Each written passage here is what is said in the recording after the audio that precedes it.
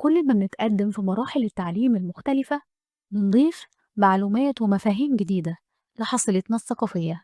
ومن المعلومات دي كلمة نمو، نسمة، معدل، زيادة طبيعية، هجرة أو هجرة غير شرعية، كل ده هنتعرف عليه من خلال الفيديو الأول للدرس الأول من منهج الدراسات الاجتماعية للصف الأول الإعدادي الترم الثاني، من خلال درس بعنوان نمو وتوزيع سكان قارة إفريقيا.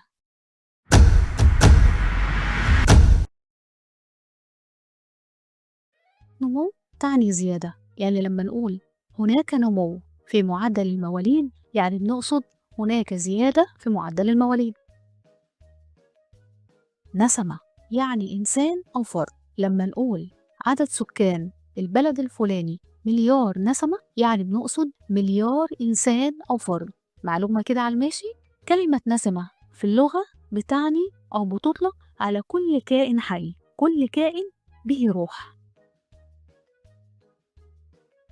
معدل معناها الأصلي هي متوسط عدد في فترة معينة، بس المعنى ده علشان نشرحه مش دلوقتي، هنأجله شوية. هنعتبر دلوقتي كلمة معدل بتعني عدد، يعني لما نقول زيادة معدل المواليد كأن معناها زيادة عدد المواليد.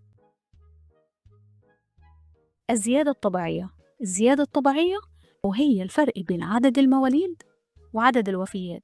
نطرح ده من ده والناتج هيعبر عن الزيادة الطبيعية.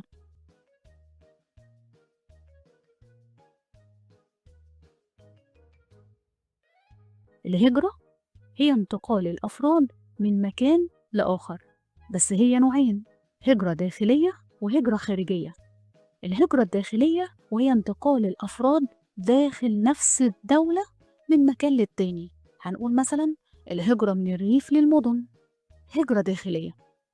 أما الهجرة الخارجية فهي انتقال الأفراد من مكان لآخر، بمعنى انتقال الأفراد من دولة لدولة أو من قارة لقارة.